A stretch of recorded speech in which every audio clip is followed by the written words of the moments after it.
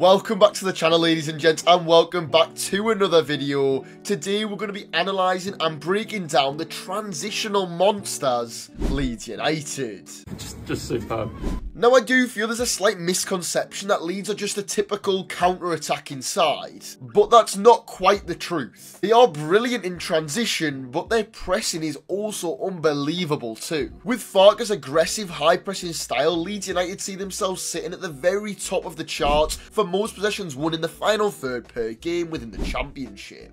So, what's so special about the press? Well, we see a 4-3-3 predominantly with one of Somerville or Dan James becoming that third central midfielder. However, due to how aggressive the Leeds frontmen press and how proactive they are, the midfielders also further up the pitch as a result, with Kamara often leading that step up.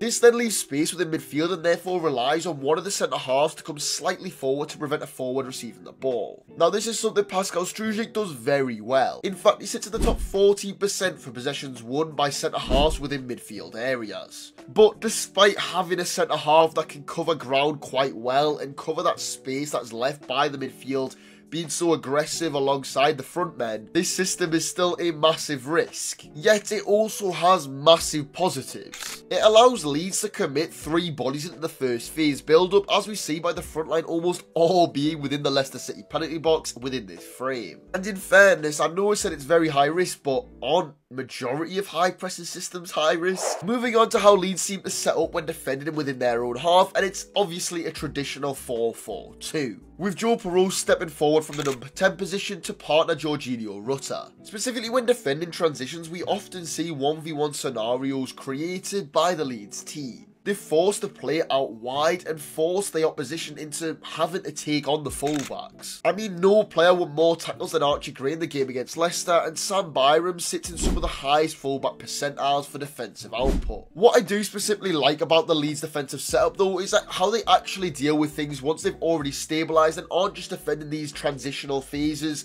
Like I said before, when they're defending transitions, they like to force it wide, but how do they do it when the game state's settled and they've got chance to organise themselves? So when they're defending against these teams that maybe attack in a more systematic fashion, break through the third slowly and methodically, we see almost a back 5 forming, with the fullback often having one of Kamara or Ampadu to cover the space beyond them, or we even see the winger coming back to create these 2v1s and force play backwards, or if the winger is really of that high tier, forced into trying to take on a 2v1 scenario. Leeds, statistically speaking, have the second best defence in the league with their 6 clean sheets, seeing them sit second in the league for most clean sheets in total, and realistically with the personnel involved, I'm really not surprised. Barring the magnificently adaptable Archie Gray, who has actually been a revelation this season with his ability to shift from his main position in the centre of the park to cover as a fullback, the whole back line actually has a ton of experience at a variety of levels. I mean, just look at the 26-year-old Joe Rodon. He's been involved in the Championship before and also played in Ligue 1 with Rennes. We've then also got Pascal Strujic, who's made well over 100 appearances for Leeds. He's already shown a big development with his on-ball ability, and just comparing the stats from last season to this season, the centre-half is attempting just under 30 more passes than he was last season, and is also completing around 10% more of them attempted passes. Now, this step up in on-ball ability is absolutely massive to Daniel Farke's way of building up and attacking teams. I'm sure we're all aware that Leeds are a team that like to go through the phases very, very quickly, but that requires players in the first phase that are capable of line-splitting passes and progressing play from deep roles. Pascal Strujic definitely fits at that category, as shown by the fact he sits in the top 5% for progressive passes per 90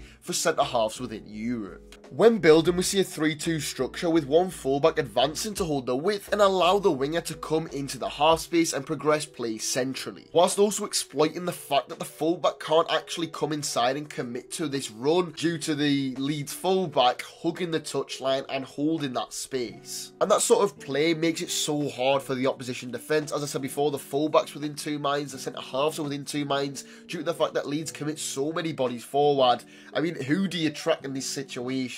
Now, we've pretty much looked at everything that isn't necessarily associated with the best aspect of Daniel Farke's Leeds. The pressing, the build-up are both quite entertaining, quite excellent, But I think now it is time to look at just how good they are in the counter-attack. When you mention Leeds attacking, I don't think you can go too far past Somerville. I mean, for me, he's built for this type of football. One of the best wingers in terms of ball progression, taking his man on, and sheer speed, mixed with the ground he covers, is unbelievable. To add to that, he also has a high level of end product for the championship level. He's currently Leeds' top scorer and has provided the second most assists for them so far this season. Honestly, I absolutely love the Dutchman, and I think with this season really upping his confidence, which, let's be honest, after last season will have been massively downtrodden, I can only see him developing and getting even better. But how are Leeds so effective when they find themselves in these transitional game states, which seem to happen